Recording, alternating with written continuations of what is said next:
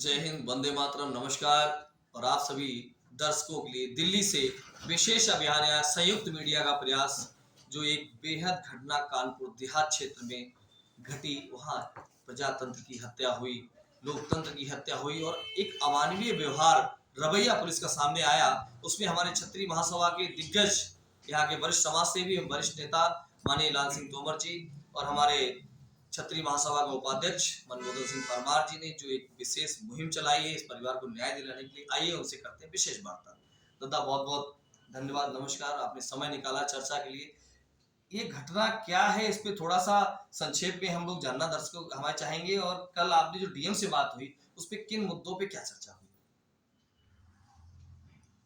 क्षत्रिय सभा कानपुर नगर एवं देहात के द्वारा जी जब हम लोगों को जानकारी हुई कि इस प्रकार से सरैया गांव में, नागपुर सरैया गांव में जी एक व्यापारी आदमी के लड़के को जी साधारण सी चोरी जो लगा करके एफआईआर 13 तारीख को की गई थी, जी उस पर 4 लोगों को इनके पुलिस द्वारा पकड़ा गया। उन्हीं में किसी लड़के के द्वारा ये बताया गया कि ये भी लड़का था। वो अपनी दुकान के लिए जिसके यहाँ चोरी हुई थी वहीं से वो चोनी चूनी चोकर वगैरह जो गाड़ी में लाद करके ला रहा था। जी रास्ते में उसको पकड़ लिया गया। जी पकड़ने के बाद गाड़ी वहीं छोड़ दी गई और उसको रनिया थाने में ले जाकर के इतनी ज्यादा ढंग से उसको पीटा गया जी कि अभी परीक्षण रिपोर्ट जो आई है उसमें 33 इंजरी उसके अंदर है। जी हम लोगों ने जब फोटो देखी तब पूरा शरीर उसका नीला पड़ा हुआ था। जी इसके बाद हम लोगों ने डिमांड की। जी इसके पहले भोले सिंह जी वहाँ गए। जी जैसे भी उनकी बात डीएम साहिबा से या एसपी से हुई, हमें नहीं मालूम है इसके बारे में। जी उन्होंने 4 लाख रुपया देकर और डेड बॉडी को देने का वादा किया कि डेड बॉडी हम आपको दे रहे हैं। वहां तक कि उनको डेड बॉडी भी नहीं देना था, जैसा कि उन्होंने प्रोग्राम रचित कर रखा था कि गाड़ी जो चूनी चोकर से भरी हुई खड़ी थी जी वो बाहर खड़ी कर दी गई थी कि इसको जैसे भी बने जी हम इसको इसमें डाल के इसको आग लगा दें और ये हमारा केस समाप्त हो जाए। जी परंतु उस घर में कई गाड़ियां हैं। जी उन्होंने हर थाने को घेरने का प्रयास किया जी और घेरने के बाद एसपी और डीएम को बराबर रात को फोन मिलाते रहे, जी मगर एसपी और डीएम साहबा ने फोन नहीं उठाया। जी आखिर में इन लोगों ने डेड बॉडी को पकड़ लिया कि पोस्टमार्टम हाउस में रखा है। तब ये पोस्टमार्टम हाउस गए। पोस्टमार्टम हाउस की इतनी ऊंची दीवार थी कि उसको फाड़ कर ये लोग अंदर जाने लगे, तब गेट खोला गया। खोलने के बाद जब उसको देखा गया तो उस समय भोले सिंह को शायद इन लोगों ने इतला किया कि वो दिल्ली में थे। जी उन्होंने 4 लाख रुपया देकर और बोले हम इसका पोस्टमार्टम करा देते हैं। और ये लोग मान गए गाँव वाले, क्योंकि उनका क्षेत्र है, सांसद है उस क्षेत्र के। और इस तरीके से उसका पोस्टमार्टम हुआ। पोस्टमार्टम के बाद उसकी डेड बॉडी देने का इरादा तो था नहीं, पर डेड बॉडी भी भोले सिंह के कहने से दी गई। जी इसके बाद हम लोग पहुंच गए। हम लोगों ने गाँव में जानकारी की, सारा सब जानकारी किया। इसमें जितने भी दोषी हैं, जी इसमें बताया जा रहा है कि एसआईटी के लोग हैं, एसओजी ये कोई विभाग इनका खुला हुआ है। जी और उन लोगों ने इसकी मिशन सत्या की। इसमें थाने की कोर्ट शिवली की रही, रनिया की रही। जी इन लोगों ने इसकी हत्या में अपनी जिम्मेदारी बताई गई और इनको जेल भेजने के लिए कार्रवाई करने का काम नियंत्रण भोले सिंह ने कराया। जी परंतु 2 दिन हो गए और उनकी गिरफ्तारी नहीं हुई थी। जी जब हम लोगों ने एडीजी से बात किया है, हमारे भानुभास्कर जी हैं, जी उन्होंने फिर इसकी कोशिश की। और कोशिश में ये हुआ कि आज शायद 4-5 लोग पकड़े गए हैं अभी तक।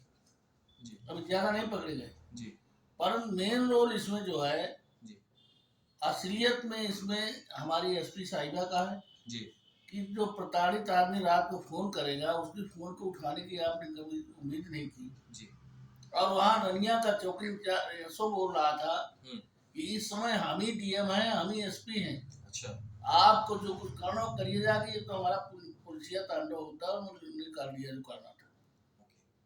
कल आपकी डीएम साहिबा से क्या बृहद वार्ता हुई और क्या परिवार इनकी कार्यवाही से संतुष्ट है? डीएम साहिबा से जब हमारी बात हुई, हम्म, हम लोग सब लोग गए थे। जी उनको अपना ज्ञापन ज्ञापन उन्होंने पढ़ाने का काम किया। जी इसके बाद उन्होंने तर्क से जवाब देने का काम ये किया कि देखिए 4 लाख एक हमने दिया, जी 10 लाख रुपए हमने एक दिया, हम्म 4 बीघा जमीन हम देने जा रही हैं। हम्म आपकी डिमांड 1 करोड़ की है तो लगभग मैंने पूरा कर दिया। हम्म परंतु ये बात परिवार को नहीं अच्छी लगी। उन्होंने ये कहा कि 4 बीघा जमीन हमको जो हम कह रहे हैं वो हमको इलाट करो। ये ऊसर बंजर जमीन देना चाहते हैं। वहाँ की जमीन का मूल्य मात्र जी 10 लाख रुपए बीघा है। ऐसी परिस्थितियों में जी गोलमाल की भाषा जो डीएम की थी उन्होंने हमारे सामने रखी। जब हम 1 करोड़ की मांग इसलिए कर रहे हैं जी कि वो व्यापारी आदमी था। जी व्यापार से जो कमा रहा था, मरने के बाद कोई उसका पैसा उधार जो पड़ा हुआ कोई देने वाला है नहीं। बिल्कुल 2 बच्चे हैं उसके, जी एक 2 साल का बच्चा है, एक 1 साल का बच्चा है। जी माली हालत बहुत अच्छी थी उसकी। मकान यदि आप लोग देखे हो, वहाँ कोई गया हो, जी मकान फर्स्ट क्लास, टाइल्स लगा हुआ, बाकायदा सब कंप्लीट है। मैंने इसीलिए कहा था कि 1 करोड़ रुपया जी कम से कम 50 लाख रुपया उस महिला को जी और 25-25 लाख रुपया उसके माता पिता को दिया जाए ताकि वो उसका जीवन निर्वाह हो सके जी और सरकारी एक नौकरी उसको दी जाए। डीएम साहिबा ने तर्क से बोल दिया कि सरकारी नौकरी में उसको आंगनबाड़ी की दे रही है। आंगनबाड़ी आप लोग भी जानते हैं जी कि क्या उसकी कभी वो मिलती तनख्वाह। हमने ये कहा कि आप अपने कार्यालय में कहीं उनको बाबू में एडजस्ट कर लीजिए जी या कहीं टीचर बना दीजिए। जी ये मेरी डिमांड थी। और उनकी गोलमाल भाषा से मुझे ऐसा प्रतीत हुआ जी कि शायद इस परिवार को न्याय देने में सक्षम नहीं है। इसलिए आपको मैदान में आना पड़ा। इसलिए हम लोग मैदान में आना पड़ा। मैंने कल ट्वीट करके माननीय मुख्यमंत्री जी को भी अवगत कराया है जी और समय मांगने का मैंने प्रयास किया। समय जैसे मिलेगा मैं माननीय मुख्यमंत्री जी से मिलूंगा जाके, जी क्योंकि हमें लगता है जैसा कि माननीय मुख्यमंत्री जी को बताया नहीं गया अभी तक। बिल्कुल, क्योंकि जब इनके परिवार को भी अब तक मिलना चाहिए था, ऐसा आप लोगों की समाज से अपील की। दद्दा, आपका लास्ट एक कमेंट, क्या मुख्यमंत्री से परिवार को मिलना चाहिए और लास्ट में क्या आप चाहते हैं? क्या ये अभी तक दोषियों पे उचित कार्रवाई, मुझे लग नहीं रहा कुछ ठोस कदम चल रहा है, आपकी क्या अपील?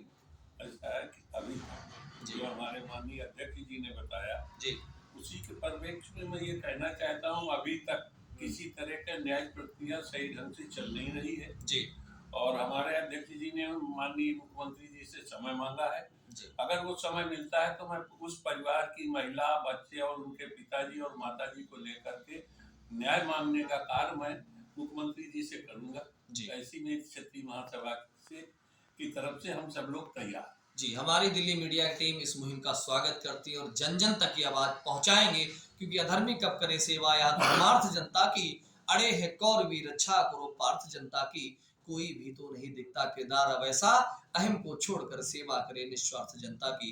जब रक्षक ही हमारे भक्षक हो जाएंगे, समाज की रक्षा करने वाले समाज को, निर्दोष लोगों को जिनका कोई आपराधिक इतिहास नहीं है, उनको प्रताड़ना से ऐसे मृत्युदंड मिलेगा थानों में, तो बहुत गलत बात है। इसके लिए विशेष कवरेज लोक जागृति टीवी, उधर हमारी प्राइम भारत टीवी न्यूज, हमारा Lokvansh TV news, pro India TV एक संयुक्त मुहिम चला रहा है। जब तक इसमें इनको न्याय नहीं मिल जाता, हम लोग भी आपके साथ हैं, बने रहिए विशेष इस मुहिम में। जय हिंद, वंदे मातरम।